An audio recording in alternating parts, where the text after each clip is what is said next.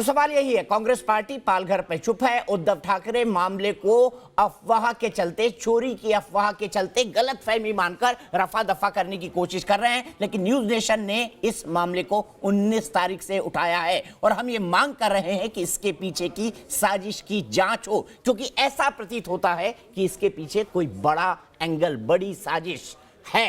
और इसी सवाल को लेकर मैं जाना चाहता हूं विवेक श्रीवास्तव जी के पास। विवेक जी, आपने बिल्कुल सही कहा, मुझे मार्क्सवाद नहीं आता है, मुझे शायद आपसे ज्यादा आता है। और मैं आपको बता दूं, आपने कहा कि धर्म मार्क्सवादी के लिए अफीम की तरह है। बिल्कुल सही है, आपने वही सिखाया है सीपीएम में, डहाणू में, गढ़ चिंचली में कि अफीम की तरह है। इसलिए साधु को देखो, घेरो और घेर के मार दो, क्योंकि उन्होंने गेरुआ कपड़े पहने हैं, क्योंकि धर्म तो आपके लिए अफीम है। और नशे में आदमी क्या करता है? किसी कम्युनिस्ट ने नहीं सिखाया है, ये आप बजरंग दल से पूछिए। ये आप विवेक श्रीवास्तव जी, आप ही ने कहा धर्म अफीम की तरह है।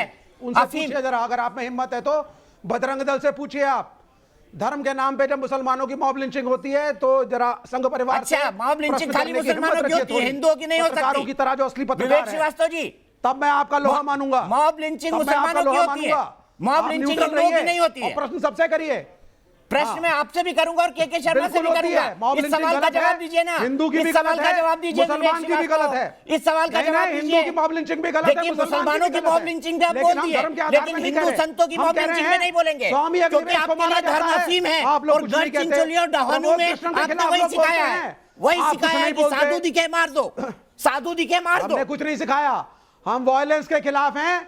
इसीलिए लेफ्ट के शासन में सबसे ज्यादा वायलेंस होती है। विराट जी आइए सामने, बताइए, धर्म इनके लिए अफीम है, इसलिए साधुओं को देखो और मार दो, यही सिखाया गया है लेफ्ट के द्वारा वहां के आदिवासियों को, ईसाई मिशनरीज के द्वारा। विराट जी जवाब दीजिए। वोट मांगने में विश्वास नहीं करते विराट जी, फिर मैं के शर्मा जी के पास जाऊंगा। आपने साबित किया था, मैं यही बोला था, मुझे राष्ट्रवाद नहीं पता, धर्म अफीम की तरह है, इसीलिए तो इसी अफीम से बाहर दिया गया था साधुओं को। विराट जी आइए, जवाब दीजिए इनको। दीपक जी, मार्क्सवादी लोगों का तो मतलब ही अफीम है। अफीम के नशे में तो वो स्वयं रहते ही हैं, इसीलिए तो किसी को मानते नहीं है, किसी धर्म को नहीं मानते हैं, किसी देश को नहीं मानते हैं, किसी देश की संस्कृति को नहीं मानते हैं, सिर्फ अपने आप को मानते हैं, यानी कि अफीम के नशे में रहते हैं और अफीम ही बांटते हैं। वो अफीम ही खिला के लोगों का धर्म परिवर्तन करते हैं। ये मार्क्सवादी वो लोग हैं जो दोगले लोग हैं, जो अपने देश में रह के अपने देश को नहीं मानते, अपने देश की संस्कृति को नहीं मानते।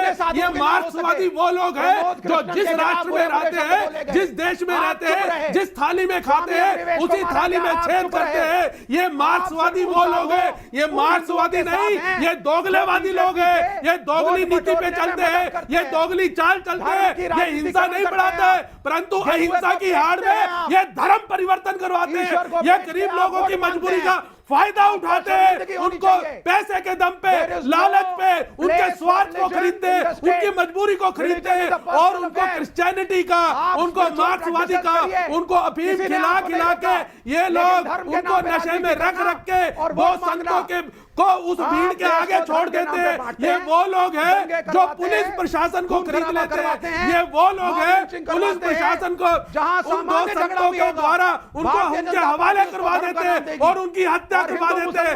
उस हत्या का अर्थ है देश की संस्कृति की हत्या। मैं एक सवाल पूछना चाहता हूं, मैं एक सवाल पूछना चाहता हूं। मार्क्सवादी वो लोग हैं, ये मार्क्सवादी नहीं। विवेक जी एक सवाल का जवाब दीजिए, विवेक जी एक सवाल का जवाब दीजिए, विवेक जी एक सवाल का जवाब दीजिए। क्या यह सच नहीं है कि डहाणू से आपके एमएलए विनोद निकोले, जो सीपीएम से चुनकर आए हैं, पिछली बार हार गए थे, अब फिर से वही सीपीएम की गुंडागर्दी को वहां फैला रहे हैं? वो भी एक कन्वर्टेड क्रिश्चियन नहीं है, बताइए, आदिवासी से क्रिश्चियन नहीं बने। कोई गुंडागर्दी नहीं फैलाए हैं, जवाब दीजिए। बहुत एबल आदमी है, बहुत मेहनती आदमी है, मेहनत से काम कर रहा है, बिना पैसे के चुनाव जीता है, इन भाजपा वालों की तरह नहीं। मेहनत से तो काम करते दिखी रही, जो इंसान हिंदू से मेहनत से बनाते और इसीलिए आपकी पार्टी सिकुड़ सिकुड़ के एक पर आ गई है, सिकुड़ सिकुड़ कर एक पार्टी पर आ गई है। वो साधु आपको प्रेरणादायक नहीं लगेगा, वो साधु आपको दर्पण नहीं दिखेगा, उस साधु में आपको संस्कृति नहीं दिखेगी, उस संतों में आपको त्याग नहीं दिखेगा, धैर्य नहीं दिखेगा, सहनशीलता नहीं दिखेगी, परंतु एक हिंदू को आप क्रिश्चियन बना देते हैं, और वो कृष्ण ये वही विचारधारा है जो याकूब मेनन के लिए, ये वही विचारधारा है जो आतंकी याकूब मेनन के लिए रात में सुप्रीम कोर्ट सुनवाती है। के शर्मा जी जवाब दीजिए। यही ईमानदार है, बाकी सब बेईमान है। यही ईमानदार है, बाकी सब बेईमान है। के शर्मा जी, सिर्फ के भाई का ऑडियो। दीपक जी, ये कम्युनिस्ट जो चीन के दलाल हैं, दलाली करते हुए 90 आप इनका इतिहास दलाली का है। चीन, जब चीन ने भारत पे हमला किया तब ये चीन के सेना के लिए चंदा मांग रहे थे और खून दे रहे थे। तो इन चीन के दलालों से, भारत के गद्दारों से आप क्या बात कर रहे हो? ये भारत की ना इनको संस्कृति से लेना देना है, ना भारत की सभ्यता से लेना देना है। इनको तो एक कम्युनिस्ट के सहारे जो है हिंसा की राजनीति करना और हिंसा को बढ़ाना। तो ऐसे चीनी दलालों से आप कुछ आशा मत कीजिए। 35 साल हम बंगाल में रहे हैं, अब मैं 10 साल मणिपुर, 25 साल त्रिपुरा, इतने साल केरल, क्यों बोलते हो? कोई वायलेंस की राजनीति नहीं करी है। चुनाव लड़के आए हैं और चुनाव लड़के जाएंगे। तुम्हारी तरह नहीं है कि तुमको अपने एजेंडे से ही आरएसएस ने घोल के पी गए। आरएसएस को मुझे बहस नहीं, पहले आरएसएस कहता था स्वदेशी, आज आरएसएस कहता है डोनाल्ड ट्रंप के चरणों पर चुप रहो। पहले आरएसएस ने बनाया था स्वदेशी जागरण मंच, बंद कीजिए। और आज आरएसएस कहता है मोदी साहब। 30 सेकंड के शर्मा जी, विवेक जी प्लीज शांत हो जाइए। के शर्मा जी 30 सेकंड, उसके बाद मैं बहस को आगे बढ़ाऊंगा। देखिए, आपने बहुत महत्वपूर्ण प्रश्न आज उठाया है। बुलंदशहर की घटना एक व्यक्ति विशेष द्वारा किया हुआ अपराध है, हत्या है। लेकिन जो पालघर की घटना है वो भीड़ द्वारा एक ऐसी मानसिकता जिसको हम लिंचिंग बोलते, ये कम्युनिस्टों का दिया हुआ शब्द ही है। भारत में संस्कृति नहीं रही है दीपक जी, लेकिन ये कम्युनिस्टों ने यहाँ पर ये संस्कृति जेएनयू से पैदा की, लिंचिंग की, और वही संस्कृति के कारण ये घटनाक्रम। रही बात शिवसेना की और इसकी, तो शिवसेना तो जो है कांग्रेस की चौखट पर नाक रगड़ रही है। 3 परिवारों का वहां सरकार है उसकी, और तीनों परिवार आप देख रहे हैं कि वो शरद पवार जो वहां पर जो नक्सली, अर्बन नक्सलियों की जो हुआ था कार्रवाई, उसकी जांच नहीं होने दे रहे थे। वहां पर उनको शिवसेना पे दबाव डाला उन्होंने। कांग्रेस वहां पर जो है कोरेगांव की घटना को दबाना चाहती है, उसमें से अर्बन नक्सलियों को बचाना चाहती है। उसके नेता लोग जाकर सुप्रीम कोर्ट में जो है उनका केस लड़ रहे थे। तो वो लोग क्यों चाहेंगे कि वहां पालघर में जो नक्सल जो है और जो धर्मांतरण की गतिविधियां चल रही हैं और उनके वहां पर जो हत्याएं हुई हैं, कांग्रेस के खिलाफ बोल रहे हो? 303 के फिगर आपके लिए नहीं बोल रहे। रुक जाइए 1 minute please. KK ji conclude करिए। विवेक जी का audio please. KK ji conclude करिए। मैं सुब्रांश जी के पास जाऊंगा, फिर अजय जी के पास। इसलिए कह रहा हूं कि आज उद्धव ठाकरे जो है जो फोन कर रहे हैं, या जो प्रियंका गांधी आज जिनके मुंह में जो अभी तक दही जमी हुई थी पालघर की घटना पर, आज वो प्रियंका गांधी को साधु संत याद आने लगे। तो इससे ज्यादा और शर्मनाक जो है राजनीतिक दिवालियापन और नहीं हो सकता दीपक। सुब्रांश जी, मुझे इस बात का जवाब दीजिए। मुझे इस बात का जवाब दीजिए। देखिए, ये साबित हो गया कि उन्होंने, सुब्रांश जी ये बात साबित हो गई, उन्होंने कहा कि धर्म अफीम की तरह है हमारे लिए, और इसलिए धार्मिक लोगों को देखा पालघर में कम्युनिस्ट विचारधारा के गांव में, और वहां पर उन साधुओं को मार दिया गया। अब मुझे ये बताइए, क्या भगवा के कारण हत्या हुई है? अब कैसे डिफेंड करेंगे इसको? कैसे बुलंदशहर और पालघर है कि बुलंदशहर में एक अर्धविकसित पागल नशे वाले आदमी ने मार दिया 2 पंडितों को, लेकिन यहां तो मॉब लिंचिंग हुई है जिसके लिए आप जैसे लोग बड़ी बड़ी बातें करते हैं, लेकिन पालघर पे खामोश है। दीपक जी, आज आपकी डिबेट में ना मैं सुन रहा हूं दलाल दलाल दलाल और दोगला दोगला खूब प्रोनाउंस हो रहा है। क्या सुन रहे होंगे आपके दर्शक? खैर एनीवे, जिसकी जैसी संस्कार और संस्कृति वैसी वो भाषा का प्रयोग करता है। दूसरी बात, सीपीआई के नेता ने मुझे एमसीबीसी करी थी ऑन एयर, दिखाई थी मैंने। वो भी दिखाने की ताकत है मेरी। अब ठीक, उनके भी वैसे आलोचना कर सकते हैं खुलकर, किन्हीं शब्दों में। सुब्रांश जी, ठीक है। दूसरी बात, आप ना पत्रकार के साथ साथ एक बहुत अच्छे वकील भी हैं। आप उस सरकार को डिफेंड करने की कोशिश कर रहे हैं जिसकी नाकामियां उसके सर पे चढ़ के बोल रही है। हम सबने देखा कि जो उत्तर प्रदेश में जो हत्याओं का सिलसिला बढ़ा, और वो भी खासकर हिंदुओं का, उस पे न योगी भी मौन है, मोदी भी मौन है, अमित शाह भी मौन है, और सबसे बड़ी बात ब्राह्मण जयप्रकाश नड्डा भी मौन है। ये सब लोग आखिर हिंदुओं की मौत पे चुप क्यों है? इन सब लोगों ने अपने मुंह में तो दही छोड़िए या हाथ में दही का कटोरा पाल घर के लिए आपके मुंह में दही क्यों है भाई? सुब्रांश राय जी, दो हिंदू संतों की मॉब लिंचिंग पर आपके मुंह में दही क्यों है? ये तो बता दीजिए। गांधी परिवार के मुंह में दही, फादर की मेले कौन है जो एनएससी के मेंबर थे? सुब्रांश राय जी बताइए ना। उनकी पत्नी श्रीनाथ बलसारा किस बात की दीपक जी सुन लीजिए। अब दूसरी बात, बिल्कुल आपने सही कहा, अगर पाल घर में दो संतों की हत्या हुई, 100 से ज्यादा लोग रात भर में अरेस्ट हुए, उसमें कई सारे भाजपा के पदाधिकारी और नेता भी व्याप्त हैं, FIR की कॉपी में दर्ज है उनका नाम, वहां पुलिस व्यवस्था अपना काम कर रही है। लेकिन उत्तर प्रदेश में पढ़ना लिखना छोड़ दिया है सुब्रांश जी। लेकिन उत्तर प्रदेश में ब्राह्मणों की हत्या हो रही है, एक सिंगल FIR का पता नहीं। उससे बड़ी बात कमलेश तिवारी की हत्या, उसके बाद उसके बड़ा प्रेम आ रहा है कमलेश तिवारी पे आपको, उत्तर बड़ा प्रेम आ रहा है कमलेश तिवारी पे आपको। हिंदुओं की हत्या क्या तर्क दे रहे हैं? सीधे चलता हूँ, ठीक है भाई, एक मिनट अवधेश कुमार जी के पास चलता हूँ। अवधेश कुमार जी, ये अर्बन नक्सल की जो बात कर रहे हैं आप, ये वही लोग है ना? अवधेश जी, मैं इसका जवाब सतीश प्रकाश जी से लूंगा।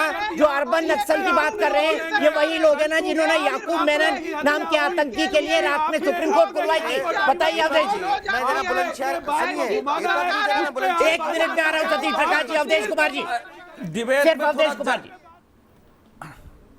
देखिए दीपक जी, मैं मूल बात पर आपके जवाब दूं उसके पहले एक लाइन बोलना जरूर चाहूंगा कि जो भी बुलंदशहर में जो दो साधुओं की हत्या हुई है वो भी जघन्य हत्या है। अभी हत्यारा नशे में है, नशे के बाद पता चलेगा कि इसके पीछे कुछ साजिश है कि नहीं है। लेकिन एक बात और मुझे जो कहनी है कि इस पूरे डिबेट को हम शायद थोड़ा संकुचित कर रहे हैं।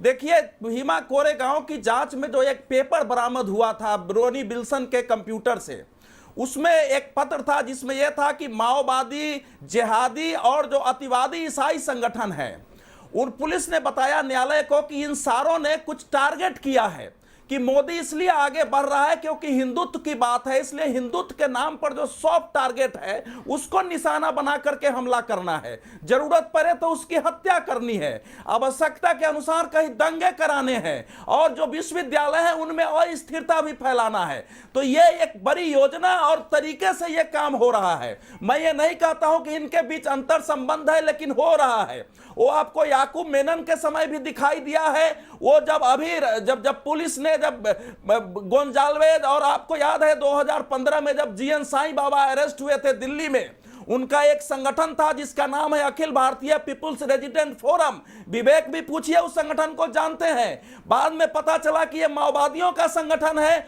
आज जहां हत्या हुई है उस क्षेत्र में भी वो काम करता था, वो झारखंड में काम करता था वो संगठन, और वो संगठन बस्तर में भी काम करता था।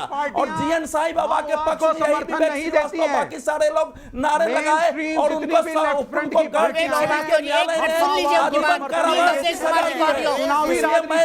मैं जो कह रहा हूं कि एक व्यापक पैमाने पर इस देश में और स्थिरता फैलाने की कोशिश की तरह हो रहा है। और वो जो छिपे हुए चेहरे थे, नहीं तमाम जो छिपे हुए चेहरे थे अर्बन के नाम पर, विवेक सुनो विवेक, मैं बता रहा हूँ, अर्बन में हुआ था 2012 में। बात नहीं करना चाहते ना। अरे दीपक जी, 2012 में यूपीए सरकार ने अर्बन नक्सल शब्द का प्रयोग किया था।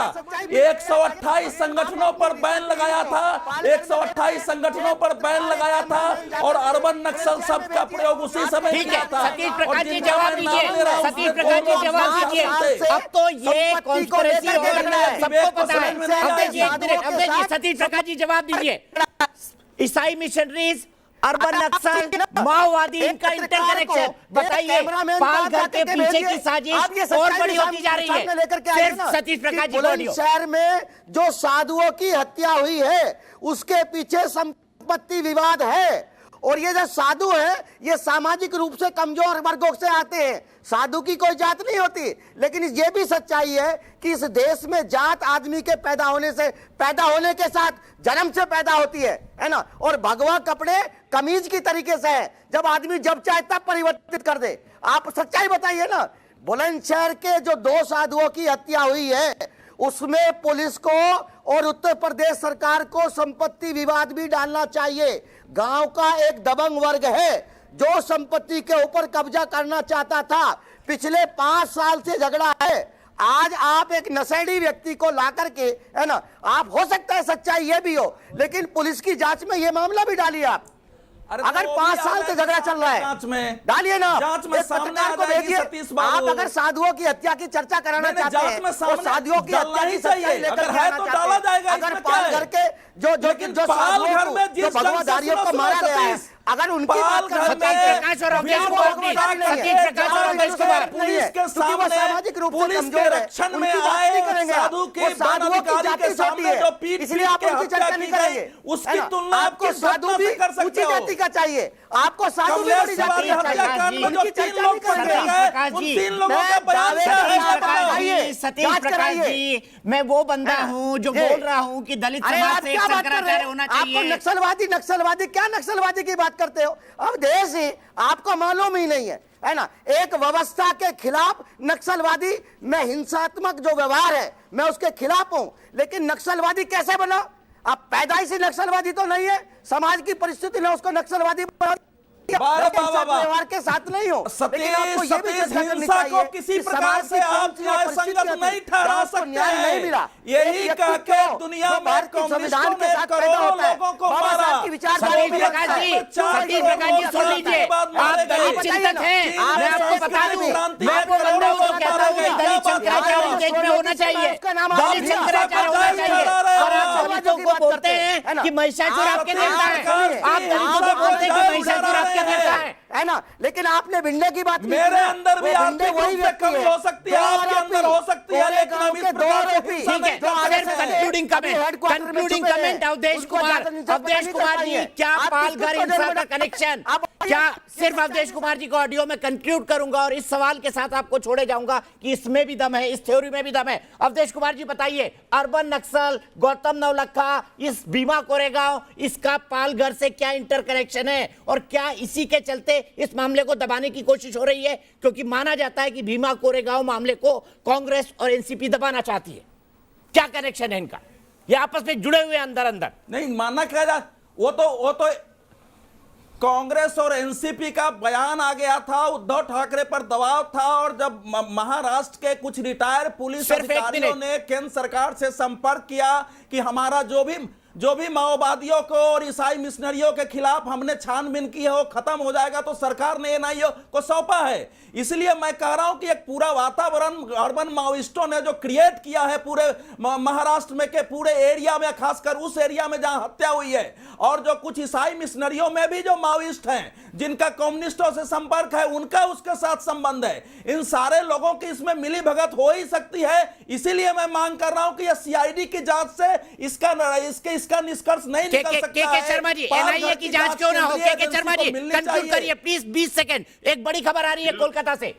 बिल्कुल सीबीआई जांच होनी चाहिए दीपक जी इसकी, और ये एनआईए जो बात निकल कर आएगी वो उसमें से कांग्रेस, कम्युनिस्ट और जो ईसाई मिशनरीज है इनके नेक्सस निकल कर बाहर आएंगे। इसमें कांग्रेस भी दोषी है, यहाँ कम्युनिस्ट भी दोषी है और यहाँ ईसाई मिशनरीज भी है। तीनों ने मिलकर वहां जो षड्यंत्र रचा हुआ है ये निकल कर बाहर आएगा। हमें पूरा विश्वास है ये साधुओं की हत्या जो की गई है ये तीनों उसमें से इनके संपर्क से जो वहां गैंग बना है उसका हाथ उसमें निकल कर आएगा। निश्चित तौर से सीबीआई जांच की होने पर ही इसका जो है सही निराकरण हो। ठीक है।